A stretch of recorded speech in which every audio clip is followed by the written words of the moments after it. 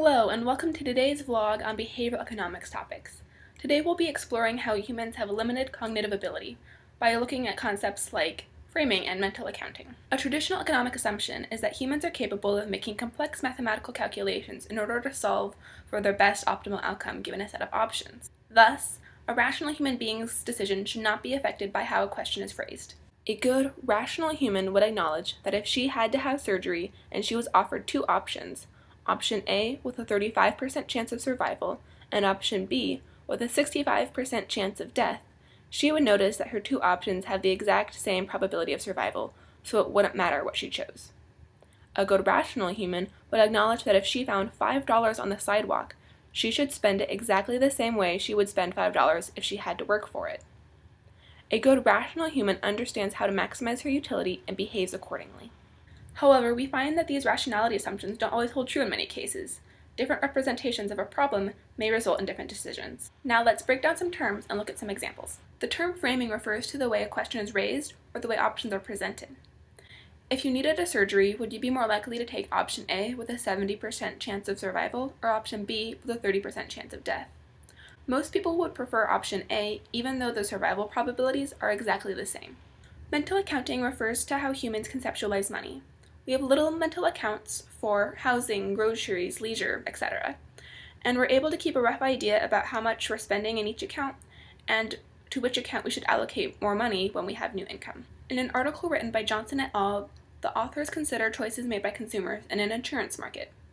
In the market for air travel insurance, consumers are faced with choices when considering risks and how much they're willing to pay to avoid those risks.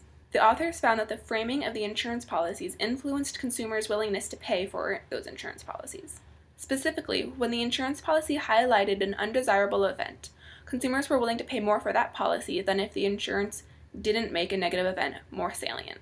In the experiment, people were asked to give a monetary estimation of how much they would be willing to pay for flight insurance under three conditions. Option 1 covered terrorist attacks, Option 2 covered mechanical failures, and Option 3 covered any reason. We would expect that people would value option 3 the most since it covers any reason. It includes the first two options and more. It'd be the rational thing to do to value option 3 the most since it includes the most protection. However, the experimenters found that on average, participants valued terrorism insurance more than insurance for any reason, which would have included terrorism.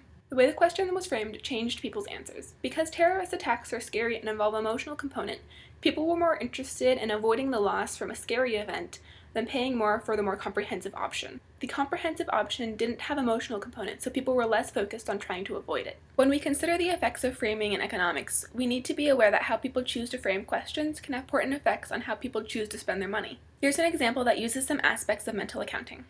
You're relaxing on a beach with your friend when you realize that you'd really like a refreshing drink, and your friend gets up to go buy herself a beer. Before she leaves to purchase one at the nice resort you're staying at, she asks you how much you're willing to pay for the beer. How much would you pay for a beer to enjoy on the beach? You're relaxing on a beach with your friend when you realize that you'd really like a refreshing drink, and your friend gets up to go buy herself a beer. Before she leaves to purchase one at the local grocery store, she asks you how much you're willing to pay for the beer. How much would you be willing to pay for a beer to enjoy on the beach? For the nice resort group, the average answer was $2.65. For the convenience store, the average answer was $1.50. This should be surprising to you. A standard economic model cannot accommodate this result. If you're drinking the same beer at the same place with the same people at the same time, the place of purchase should be irrelevant on your willingness to pay. Standard economic theory suggests that humans have a comprehensive mental accounting system that can take factors like current wealth, future wealth, and all possible outcomes into decision making. Thaler suggests that humans have a more topical mental accounting system, that when faced with a choice, humans will consider all relevant information based on what's given in the context or the framing of the situation. The only piece of the question that was changed in the last example was the location of purchase.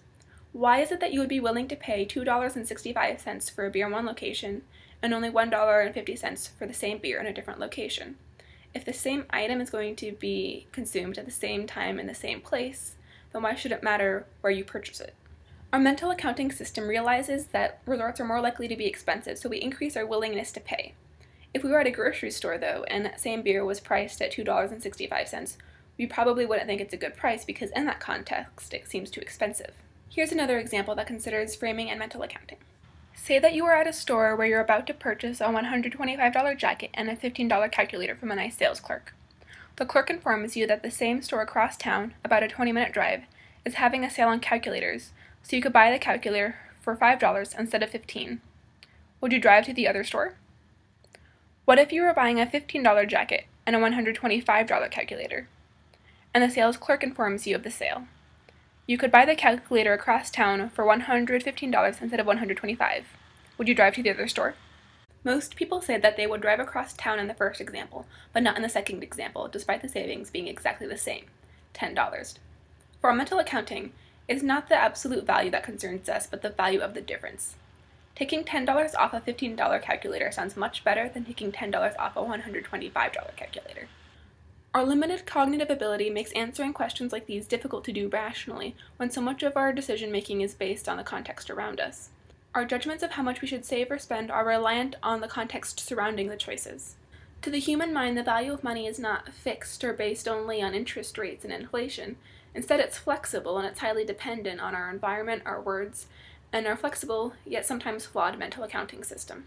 Hopefully, after viewing this vlog, you're able to be mindful of times when context and framing might be causing you to make a choice that's not in your best interest. Stay vigilant!